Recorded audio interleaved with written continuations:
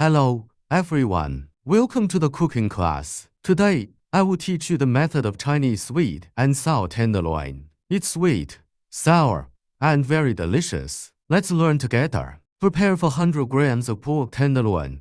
Cut into thick slices first, then cut into strips about 1 centimeter wide. Put the sliced pork into a bowl. Add a tablespoon of salt and a little cooking wine to remove the smell. Mix well and marinate for 10 minutes. Next, we'll prepare a sweet and sour sauce. In a bowl, add a tablespoon of sugar, a tablespoon of rice vinegar, a pinch of salt, and a tablespoon of ginger and onion juice. Mix them well. Add a tablespoon of flour and a tablespoon of starch to the bowl. Gradually add water while stirring. Stir until it becomes thick. Then add the marinated pork strips. Mix well to coat the pork strips with the starch. Add oil to the pan and heat it to 50% hot. Place the pork tenderloin pieces into the pan one by one. After the meat strips are fried to set their shape, adjust the heat to medium. Fry the pork strips until lightly golden.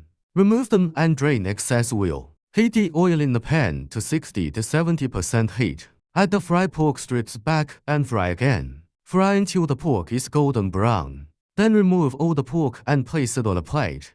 Leave a little oil in the pan. Add half a tablespoon of ketchup to the pan. Stir. Fry for a while. The ketchup will taste better when fried. Then add the prepared sauce. Mix them well. And add a little water starch. Simmer until the sauce thickens and bubbles. Add some oil. This will make the sauce brighter. Stir until the sauce is thick and shiny. Next, add the pork back to the pan. Stir fry quickly over high heat. After stirring evenly, remove from the heat and serve on a plate. This sweet and sour tenderloin is ready. If you like it, just try it.